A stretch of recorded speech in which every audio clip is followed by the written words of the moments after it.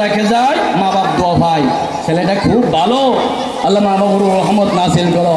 ছেলে যদি কুসন্তান হয়, এই লেডি হাসিনার মতো হয়, তাহলে মরার পরে মা বাপ পেশাবের মালিক হয়, ঠিক কিনা? আল্লাহ ওয়ারাব্বাকা ফাকাব্বির, তোমার রবের নামে তাকবীর দাও। সব মানে স্লোগান হবে কার নামে? 17 বছর আল্লাহর নামে স্লোগান দিতে পারেন নাই, ঠিক কিনা? ভয়ে ঘর থেকে বের হতে পারেন নাই, ঠিক কিনা?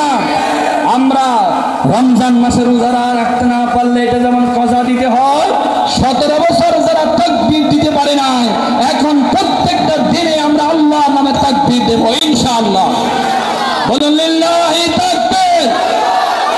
যারা পিছনে বলে না তারা মনে হয় এখন বঙ্গবন্ধুর নাম নিতে চান নাকি? 17 বছর বঙ্গবন্ধুর নাম নিতে নিতে হায়রান হয়ে গেছে, এবার আল্লাহর নাম নেন, লিল্লাহি তাকবীর। আল কোরআনের আলো, কোরআন ছাড়া অন্য কিছু, আরো জোরে কোরআন ছাড়া অন্য কিছু। কোরআন আছে যেখানে, কোরআন নাই যেখানে। লিল্লাহি তাকবীর। এটার নাম হলো ওয়ারাব্বাকা ফাকাব্বির। ওয়ারাব্বাকা, আল্লাহর নামে তাকবীর হবে। ভয় লাগে?